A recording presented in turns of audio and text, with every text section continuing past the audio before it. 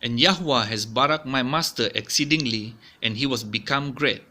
And he was given him flocks, and herds, and silver, and gold, and male and female servants, and camels, and donkeys.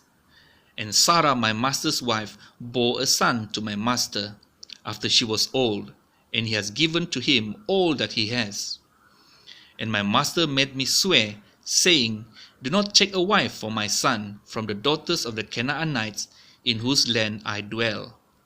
But go to my father's house and to my relatives, and take a wife for my son. And I said to my master, What if the woman does not follow me? But he said to me, Yahweh before whom I walk sends his messenger with you, and shall prosper your way. And you shall take a wife for my son from my relatives and from my father's house. Then when you go to my relatives, you are to be released from this oath. And if they do not give her to you, then you are released from my oath. And this day I came to the fountain and said, Yahweh, Elohim of my master Abraham, please, if you are prospering the way in which I am going, see, I am standing by the fountain of water, and when the maiden comes out to draw water, and I say to her, Please give me a little water from your jar to drink, and she says to me, Drink and let me draw for your camels too. Let her be the woman whom Yahweh has appointed for my master's son. I had not yet ended speaking in my heart, then see, Rivkah was coming out with her jar on her shoulder. And she went down to the fountain and drew water, and I said to her, Please let me drink.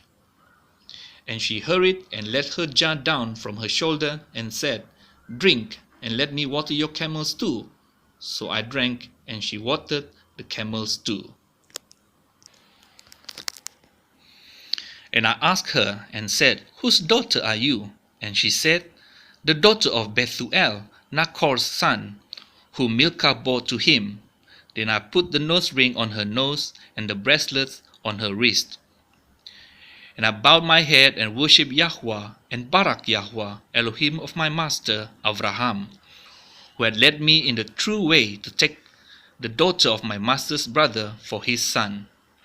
And now, if you are going to show kindness and truth to my master, let me know, and if not, let me know, so that I turn to the right or to the left.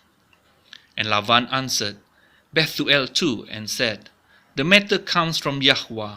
We are not able to speak to you, either evil or good. See Rivkah is before you.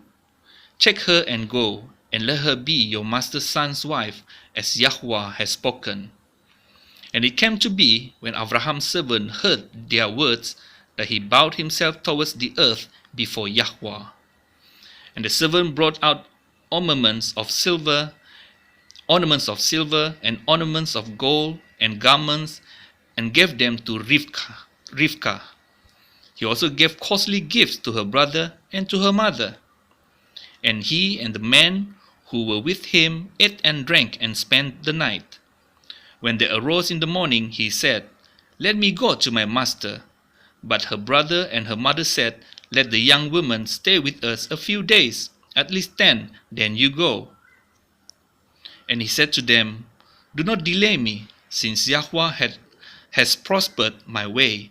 Let me go, so that I go to my master. And they said, Let us call the young woman and ask her. So they called Rivkah and said to her, Are you going with this man? And she said, I shall go. So they let go Rivkah, their sister, and her nurse, and Abraham's servant and his men. And they baraked Rivkah and said to her, Let our sister become the mother of thousands of 10,000s, and let your seed possess the gates of those who hate them. And Rivkah and her young women arose, and they rode on the camels and followed the men. So the servant took Rivkah and left. And Yishak came from the way of Beer Lachairoi, for he dwelt in Negev. And Yishak went out to meditate in the field in the evening, and he lifted his eyes, and looked and saw the camels coming.